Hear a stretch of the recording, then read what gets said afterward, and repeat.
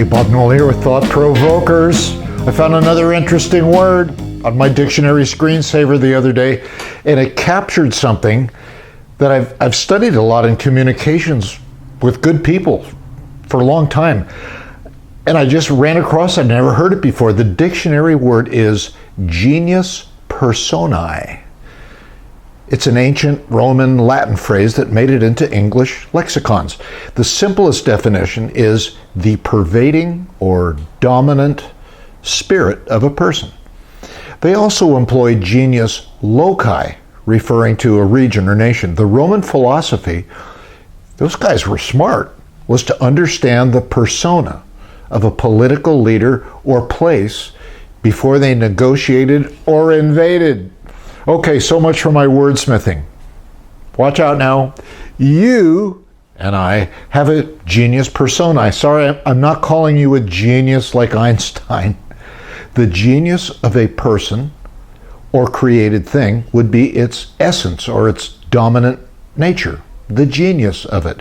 This means everyone has a persona, a soul, a temperament, a mentality, even your manner of speaking, or how you respond to pressure. You can't help but have one. It's the amalgamation of all that you think and say and do, and the way you come across to other people. They hear you and observe you and smell you and consider you. Then they come up with their own genius personae of you in their own mind. So maybe this is a little complex. I don't mean for it to be. It's good to be aware of your genius personae because you can't get out of it. Even if you don't care, yes, you do smell like something to other people, and I don't mean with your nose. Let's say you pull into a parking lot or even your house, and you notice the car of someone you know, and you identify the person with the car. Good person, bad person, family member, whatever. And because you know his car, you get this feeling of like, oh boy, or oh no, or what does he want this time? You're smelling the genius personae that you have about that person. Okay, I don't mean for this to be a semantics trivia thing, but maybe it's more than trivia. Maybe it's important to know. First of all, about yourself, that is.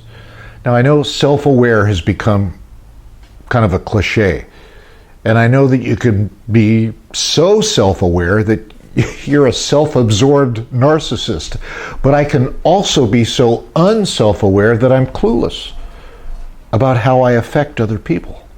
So we're looking for something, in the middle. For a lot of years, I did work as a pastor and teacher and counselor and that kind of stuff. People would surprise me, telling me how intense I was in one-on-one situations. More than one.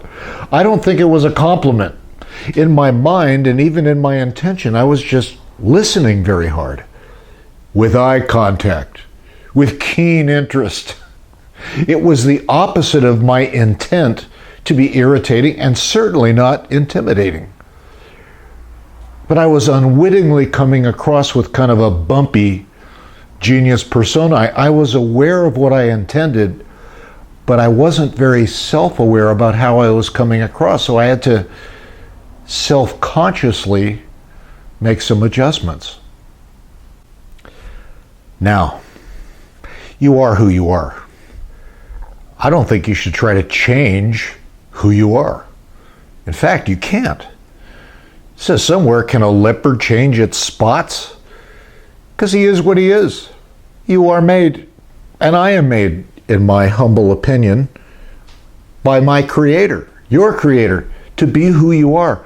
But adjustments can and often must be made for things like relationship health and good communications with people that are important to you. Let me give you a quick, terrible parable to illustrate. I used to be a single-engine pilot. It's too expensive a hobby to keep going, so now I'm grounded. But when I did take off, I was going somewhere. And to save expensive airplane fuel and plane rental, I wanted to go in as straight a line as possible. If I was flying, let's say from San Diego to San Francisco, pretty long flight, I was focused and I had no intention of changing my destination. But on the way, there'd be, windy conditions or maybe a thunderstorm here or military areas that were restricted and I couldn't fly over them.